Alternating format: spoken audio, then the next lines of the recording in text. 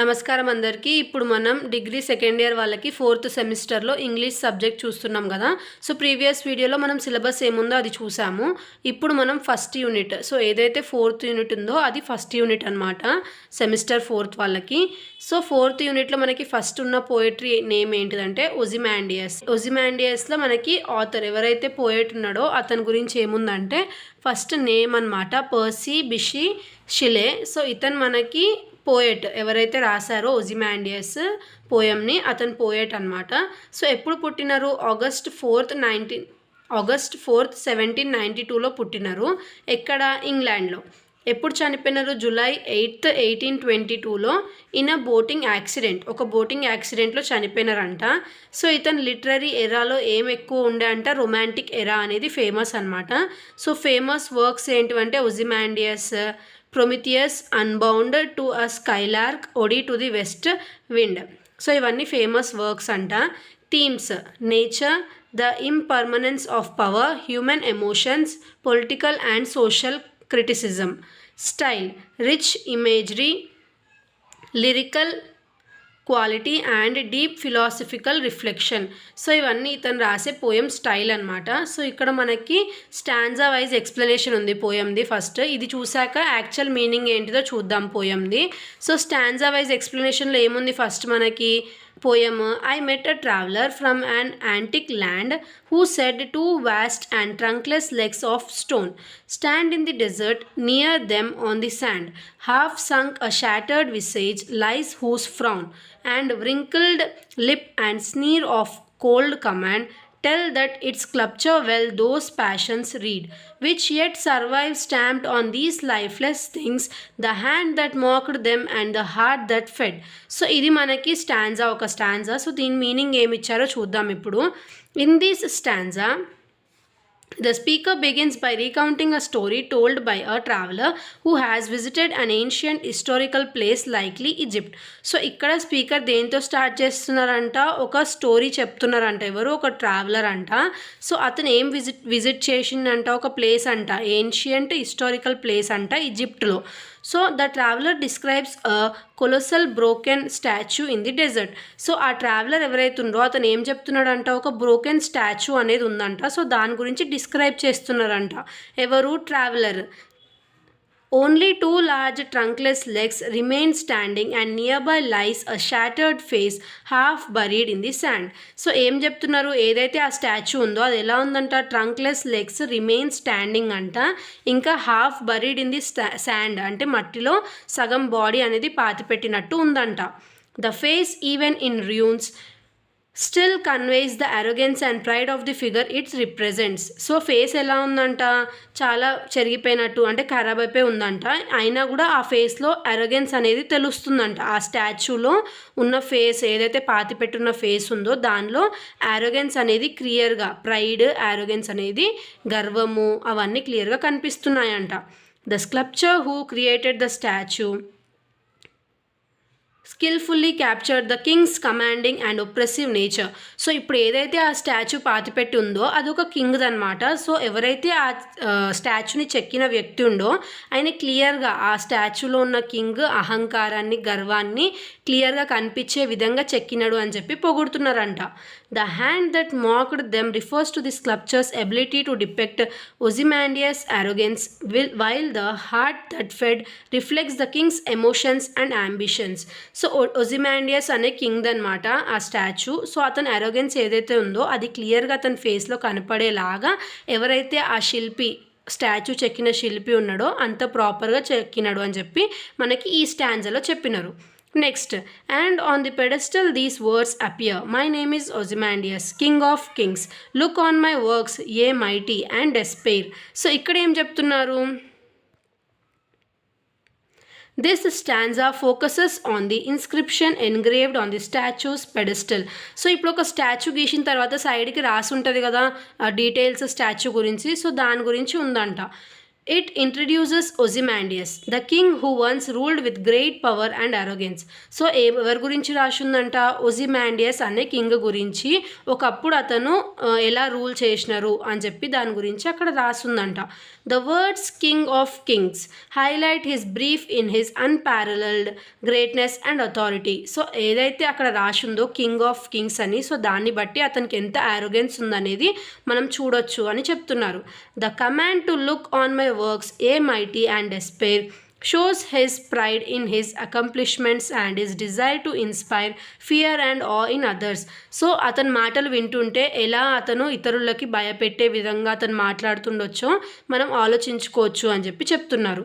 However, the irony lies in the fact that none of his works remain. They have all been destroyed by time, leaving only the broken statue surrounded by empty desert sands. So ఏం చెప్తున్నారు? అతను అప్పట్లో ఏవైతే మంచి మంచి మాటలు చెప్పినరో అవి అంతరించిపోయినాయంట. ఎందుకంటే అతని బిహేవియర్ వల్ల.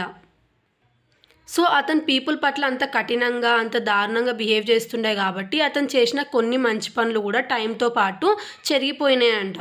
ఏం మిగిలిందంట లాస్ట్కి? అతనిది బ్రోకెన్ స్టాచ్యూ ఒక డెజర్ట్ అంటే మట్టిలో పాతుకుపోయి అలా దొరికింది అని చెప్పి చెప్తున్నారు ఆ స్టాంజాలో. Next stanza, nothing beside remains round the decay of that colossal wreck boundless and bare. The lone and level sands stretch far away. So ఈ ఫైనల్ స్టాంజాలో ఏం చెప్తున్నారంటే, emphasises the desolation surrounding the ruined statue. All of Ozymandias achievements have crumbled to dust. So ఏవైతే Ozymandias అనే కింగ్వి achievements ఉన్నాయో అవన్నీ దుమ్ము పట్టిపోయినాయంట. అతను అంత మంచి పని చేసినా సరే, ఎలాంటి మంచి పనులు చేసినా సరే, అతనికి ఉన్న అహంకారము ఇంకా గర్వం వల్ల అతను చేసిన మంచి పనులు కూడా అన్నీ ఆ మట్టిలో కొట్టుకుపోయినాయి అని చెప్పి చెప్తున్నారు. Leaving only the decaying remnants of the statue. లాస్ట్కి ఆ స్టాచ్యూ కూడా ఆల్మోస్ట్ శాండ్లో కప్పుపోయింది, అది కూడా కొంచెం ఇరిగిపోయినట్టుంది. అవి మాత్రమే అతనివి ఆనవాళ్ళు మిగిలి ఉన్నాయి అని చెప్పి చెప్తున్నారు. The once great king's pride and power are now insignificant in the face of time and nature. So ఒకప్పుడు అతని గర్వము అతను పవర్ ఏదైతే ఉందో దాన్ని చూసుకొని ఎలా ఉంటుండే, బట్ ఇప్పుడు అతని పరిస్థితి ఎలా అయిపోయిందో చూడండి అని చెప్పి మనకి ఈ ఆథర్ ఎవరైతే పోయెట్ ఉన్నాడో అతను చెప్తున్నారు. The boundless and bare sand symbolizes the vast emptiness and eternity that overshadow human ambitions. The imagery of the lone and level sands highlights the insignificance of human grandeur in the larger context of history and the natural world. So ఇప్పుడు అతను ఎలా అయితే అంత మనుషులను భయపెట్టి అతను పొగరుతోని అహంకారంతో అలా చేసిండో, లాస్ట్కి అతను ఏం చేసినా సరే మనుషులకి ఆయన ఎలా మిగిలిపోయినాడు? ఒక డేంజరస్ క్యారెక్టర్ లాగా మిగిలిపోయినాడు అనమాట. సో అలా మనిషి ఎంత మంచి చేసినా సరే ఒకవేళ మనకి అహంకారం గర్వం కనుక ఉంటే అవే ఎక్కువ హైలైట్ అవుతాయి, ఇంకా మనం చేసిన మంచి పనులన్నీ కప్పుకపోతాయి అని చెప్పి చెప్తున్నారు. సో ఇవి స్టాంజాలో ఉన్న మీనింగ్. సో ఇప్పుడు మనం యాక్చువల్ మీనింగ్ ఏముందో సమ్మరీ చూద్దాము. సో ఇక్కడ మనకి ఎవరైతే పోయెట్ ఉన్నాడో అతను ఏం చెప్తున్నాడు? Ozymandias explores the fleeting nature of power and inevitable decline of all human achievements. So ఇది ఏం ఎక్స్ప్లెయిన్ చేస్తుందంట? ఏదైతే పవర్ ఉందో ఇంకా మనుషుల అంటే వాళ్ళు పట్టించుకోకుండా ఏది పడితే అది చేసేస్తారు కదా, సో వీటి వల్ల ఏం సాధిస్తారు వాళ్ళ జీవితంలో. The poem reflects on the arrogance of rulers who believe their legacies will endure forever. So అతను అంత అహంకారంతో గర్వంతో అతను స్టాచ్యూ చేయించుకొని అతను చేసిన గొప్పలని రాపించుకున్నా సరే, ఆ స్టాచ్యూ పక్కన చెక్కించుకున్నా సరే మొత్తము అతను అవన్నీ పోయినాయి కదా, ఎందుకంటే అతను మంచిగా బిహేవ్ చేయలేదు. సో మనుషులు అతన్ని గుర్తే పెట్టుకోలేదు. Ozymandias once a great and proud king has been reduced to a broken statue in a vast empty desert. ఒకప్పుడు ఒక గ్రేట్ కింగ్ అయినా సరే అతను చేసిన దరిద్రం పనుల వల్ల అతని స్టాచ్యూ అనేది లాస్ట్కి మిగిలిపోయింది. అది కూడా ఇరిగిపోయిన స్టాచ్యూ, దాన్ని ఎవరు కేర్ చేయలేదు పీపుల్. ఒకవేళ అతను మంచిగా ఉండుంటే పీపుల్ దాన్ని టేక్ కేర్ చేసుకుంటూ మంచిగా ప్రొటెక్ట్ చేస్తుండే అనుకుంటా అతని స్టాచ్యూని.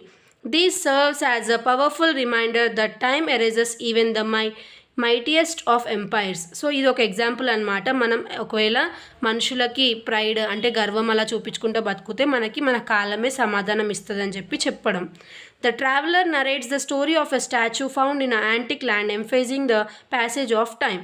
సో ఈ స్టోరీ అంతా మనకు ఒక traveller చెప్తున్నాడంట.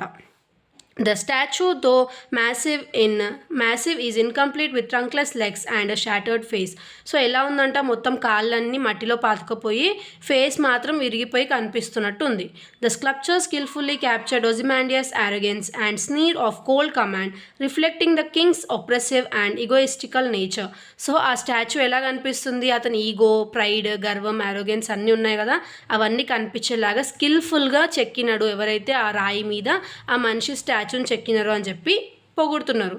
However the irony is stark, these emotions remain etched in stone but the power they once represented has been vanished. So అతను ఏదైతే అతనికి నచ్చినట్టు అతను చెక్కిపించినాడో సో అవి మిగిలిండొచ్చు, అవి కూడా ఏదో ఒక రోజు అంతరించిపోతాయి, బట్ అతను గుర్తింపు, ఐడెంటిటీ మొత్తం పోయింది అని చెప్పి చెప్తున్నారు. The inscription, "Look on my works, ye mighty and despair," highlights Ozymandias' belief in his eternal greatness. So అతను రాపించుకున్న ఏదైతే స్టాచ్యూ ఉంటుందో స్టాచ్యూ పక్కన బోర్డులో రాపించుకున్నాడు కదా, దానిలో ఏ మైటీ అండ్ డెస్పైర్ అనే వర్డ్స్ అతను ఆ బోర్డు మీద రాపించుకున్నాడు కాబట్టి సో అది ఏం హైలైట్ చేస్తుందంట, ఒజిమాండియస్ అతను ఎంత గ్రేట్గా చూపించుకోవాలనుకుంటున్నాడు ఫ్యూచర్ జనరేషన్స్కి అని చెప్పి తెలుస్తుందంట. Yet the surrounding desolations shows that his works have crumbled, leaving nothing but boundless and bare sands. So అతను అలా చేయడం వల్ల అతను ఆనవాళ్ళు ఏం మిగిలి లేవు, లాస్ట్కి మట్టిలో అతను ముఖం ఇరిగిపోయినది దొరికింది అని చెప్పి. షెలేస్ అంటే ఎవరు, మన పోయెట్ ఎవరైతే ఉన్నారో, ఇమేజరీ కాంట్రాక్ట్స్ అతను ఏం ఎక్స్ప్లెయిన్ చేస్తున్నంట, human ambition with the unstoppable forces of nature and time which reduce all the monuments to insignificance. So వాళ్ళు అలా స్టాచ్యూ చెక్కిపించుకున్నా సరే టైం అనేది వాళ్ళు ఏ రేంజ్లో ఉండాలనేది వాళ్ళకి చూపించేస్తుంది అని చెప్పి చెప్తున్నారు. The statue serves a metaphor for human ambition and pride. No matter how powerful or celebrated, all achievements are temporary in the grand scale of history. So మనం ఎంత పవర్ఫుల్ ఉన్న ఒక కింగ్ అయినా సరే మనకి టైం అనేది మనం ఏ రేంజ్లో ఉంటాం, మనం ఏ లెవెల్లో అని చెప్పి మనకు అది చూపించేస్తుంది అని చెప్పి మనకి పోయెట్ చెప్తున్నాడు. The desert represent time and nature which outlast all human endeavors no matter how grand. So desert అనేది ఏం చూపించింది, ఒక టైం ఇంకా నేచర్ ఆ పర్సన్ది ప్రూవ్ చేసింది కదా, అతను ఎంత గ్రేట్ కింగ్ అయినా సరే లాస్ట్కి మట్టిలో మిగిలిపోయినాడు, అది కూడా విరిగిపోయిన ఫేస్ తోటి అని. Shelley's poem is a reflection on hubris, the excessive pride of rulers and civilizations. It serves as a warning that no power or legacy is immune to the passage of time. In the end, the poem invites readers to reflect on what truly lasts and to question the value of seeking power and fame. So ఇలా అతను చేయడం వల్ల అతను ఎవరు మనుషులకు గుర్తులేదు అతను చేసిన మంచి పనులు అనేది చెప్తుందంట ఈ పోయమ్. ప్లస్ ఇంకా ఎవరైతే చదువుతున్నారో వాళ్ళ క్వశ్చన్ అనమాట, లైక్ అతను అలా చేయడం వల్ల అది కరెక్టా రాంగా అన్నట్టు క్వశ్చన్ కూడా చేస్తుందంట.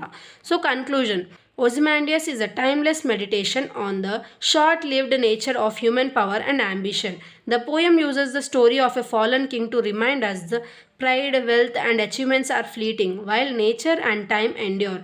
It teaches us to remain humble, recognize the time of human grandeur in the face of eternity.